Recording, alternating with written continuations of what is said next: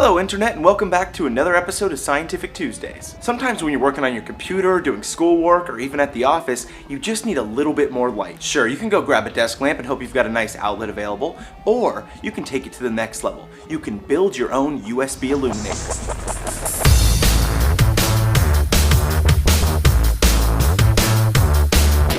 This episode of Scientific Tuesdays is brought to you by Thrillist.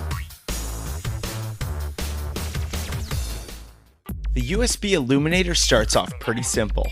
Grab a couple blank discs that you don't need anymore, or use your favorite CD or DVD. I grabbed my favorite DVD, but it was too hot for this video.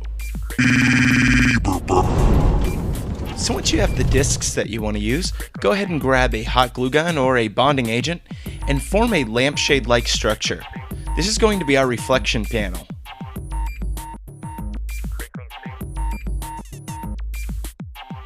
You can use more CDs or DVDs if you want. I found 3 to make the perfect cone shape. Now I'm going to grab a magnifying glass so that when we apply a light source we get a little bit more refractive oomph. This is obviously optional, but if you have one laying around that you don't need anymore, go ahead and glue it on in there. And now we've got the fun part. I got my hands on a 3.5 volt, super bright LED, and also a 68 ohm resistor. Don't worry, you can pick these up for pennies on the dollar at your electronics store. Why a resistor? Well, they maintain a steady current in electronic devices by limiting it to a known safe value. Let me break that down if you're an electronics noob. Let's say that you had an LED that needed 3 volts to operate, but all you had was a 12 volt battery to hook it up to. If we don't drop the incoming voltage level to the LED, it's going to burn out almost immediately. In fact, it's almost kind of like throwing it in the microwave. So by using a resistor, we can take the incoming power and get it down to a safe level. First things first, I'm going to go ahead and solder the resistor up to the anode of the LED. Now in most cases, the anode is the longer wire sticking out of the LED. And finally, the USB cable. If you have any broken devices that have a USB cable, go ahead and grab it, cut it up, and get these 2 wires to pop out. There's always going to be 4 inside, but you don't need the middle 2 as they're only for data. We're going to hook up our negative wire, or the black one in this case, directly to the resistor as well. And then finally, the positive end simply to the other part of the LED. So our wiring's done. It's time to put this all together and see what kind of a light we can produce here.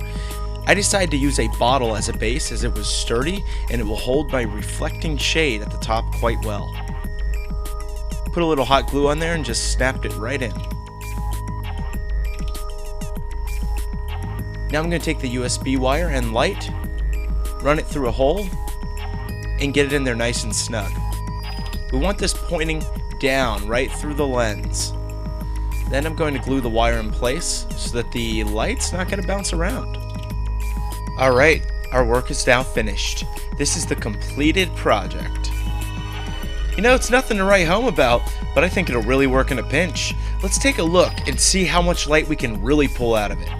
I'll go ahead and plug the USB cable into a sleep-moded laptop, and boom. The illumination is actually a hell of a lot more than I expected. You can now use this thing to find DVDs laying around your room late at night, specifically my favorite. Or maybe you just need to get a better look at your keyboard. So there you go, pulling some trash items from around the house and putting them together to make a lamp. Pretty cool. Thanks for watching Scientific Tuesdays, and don't be a stranger. Make sure you let us know in the comments what you want to see next. Liquid nitrogen, edible couch cushions, how to become invisible. It's all fair game at Scientific Tuesdays. If you want to see some of the other stuff we've done, go ahead and click this little box right here. It'll take you to a playlist full of every episode. Besides that, I want to give a huge shout out to our sponsor this week, Thrillist. Now, if you've never heard of them, let me tell you a little bit about it. You know you have that friend that shows you the coolest new bands before anyone else has heard of them? Well, Thrillist is sort of like that, but for cool things to do and places to go. Thrillist sifts through all the junk and brings you the absolute best in your area so that you don't have to. Want to know about a Star Wars burlesque show or a new restaurant with a sushi robot? Then go sign up for Thrillist. Go to thrillist.com/st, hit it up, check it out. You're gonna love it. Hey, it's Michael from Vsauce, and you just got scienced on a Tuesday.